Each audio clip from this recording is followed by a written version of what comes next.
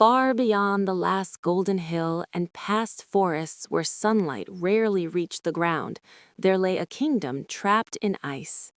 This land was once called Auroria, a place of green valleys, singing rivers, and fields that danced with flowers. But those days were now only memories whispered by the elders. Winter ruled Auroria without mercy. Snow fell endlessly from a pale sky, covering rooftops, trees, and roads in thick white silence. Rivers froze into crystal paths, and the wind howled like a restless spirit through empty streets. The people lived in fear and cold, huddled around weak fires, wondering if spring would ever return. At the heart of this frozen kingdom stood a magnificent palace made entirely of ice. Its towers shimmered like diamonds under the moonlight, and its gates were carved with ancient symbols of power. This was the home of the Snow Queen. No one had seen her closely in many years, but legends spoke of her beauty and her curse. They said her heart was once warm and loving, but sorrow had turned it to ice. With her magic, she froze the land, believing that cold could protect her from pain. And so, Auroria slept under snow, waiting for a miracle. The Snow Queen sat alone on her crystal throne, gazing through tall ice windows at the endless white world she had created. Her silver hair flowed like frost, and her gown shimmered with snowflakes that never melted. She was powerful beyond imagination, yet deeply lonely. Long ago, she had been a gentle queen who ruled with kindness. She believed in trust, friendship, and love, but betrayal shattered her heart when those closest to her turned against her for power. Their cruelty wounded her so deeply that she sealed her emotions away, freezing not only her heart but the entire kingdom. "Warmth is weakness," she whispered to herself. "Ice does not betray." Yet in the quiet moments, memories returned, laughter, sunlight, and joy. She quickly pushed them aside, strengthening her icy spell whenever doubt crept in. Still, something within her ached. Far south of Auroria lay the kingdom of Solmir, where sunlight kissed the earth and the winds were gentle. There lived a young prince named Prince Elias, known throughout the land for his courage and compassion. Unlike other princes, Elias did not dream of conquest or glory. He spent time among the people, listening to their struggles and helping wherever he could. His heart was brave, not because he feared nothing, but because he faced fear with kindness. One winter morning, travelers arrived in Solmir, speaking of Auroria's endless frost. They told stories of children shivering, crops failing, and hope fading. Elias listened silently, his heart heavy. "That kingdom suffers," he said, "and suffering must never be ignored."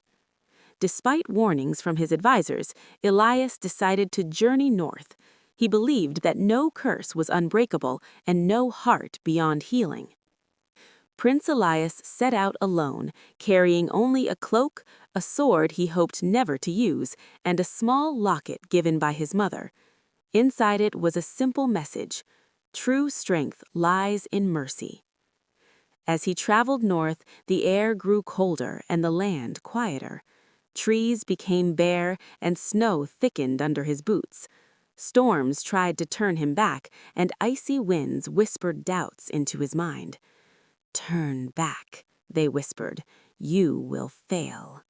But Elias pressed on. One night, exhausted and lost, he collapsed near a frozen forest.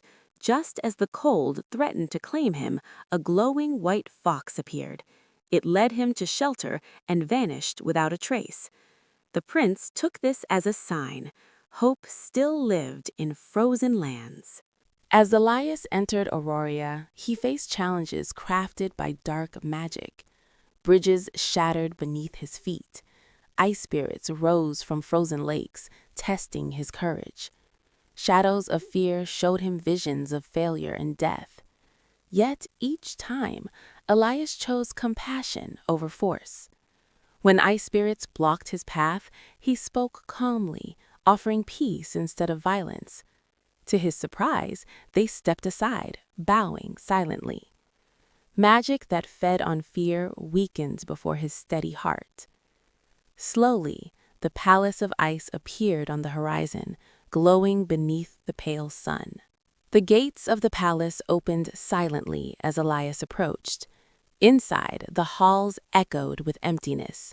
Ice sculptures lined the walls, figures frozen in expressions of joy and sorrow alike. At the center of the great hall stood the Snow Queen. Her presence was overwhelming, cold and majestic. Frost spread across the floor with every step she took. "Why have you come, mortal?" she asked, her voice calm but sharp. "I have come for your people," Elias replied, bowing respectfully, "and for you." The queen's eyes narrowed. "I need no saving." "Perhaps not," the prince said gently, "but the kingdom does." The Snow Queen laughed, a sound like breaking ice. "Love, hope, mercy, these are lies that bring pain." Elias did not argue. Instead, he spoke of Solmir, of people helping one another, of warmth born not from fire, but from kindness. He told her stories of forgiveness and courage. Each word struck her like a crack in ice. "You speak of things long dead," she whispered. "They live," Elias said softly, "as long as someone believes." Unbidden, memories flooded the Snow Queen's mind, her childhood laughter, the warmth of friendship, the betrayal that followed. Tears formed, freezing before they could fall. "Leave, before I destroy you." Elias stepped closer, kneeling. "If my life can end this winter, I offer it freely." For the first time in centuries, the queen felt fear, not of loss, but of feeling again. A sudden storm erupted within the palace as the queen's magic clashed with her buried emotions. Ice cracked, the ground trembled. Elias shielded his face, standing firm. With a cry born of pain and release, the Snow Queen collapsed. The ice crown shattered, and warmth spread through the hall. Snow melted, light poured in.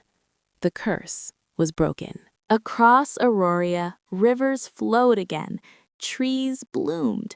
The people emerged from their homes, amazed and joyful.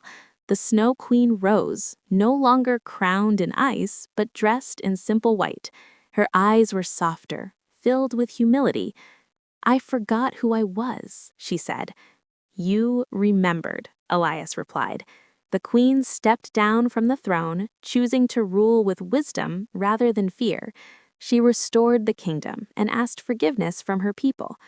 Prince Elias refused rewards, asking only that Aurora never close its heart again. As he departed, spring followed him. Years later, children of Aurora told stories of the brave prince who melted winter with courage and truth, and of a snow queen who learned that love is the strongest magic of all. And whenever snow fell softly in Aurora, it was said to be a reminder, not of fear, but of how even the coldest heart can learn to feel warmth again.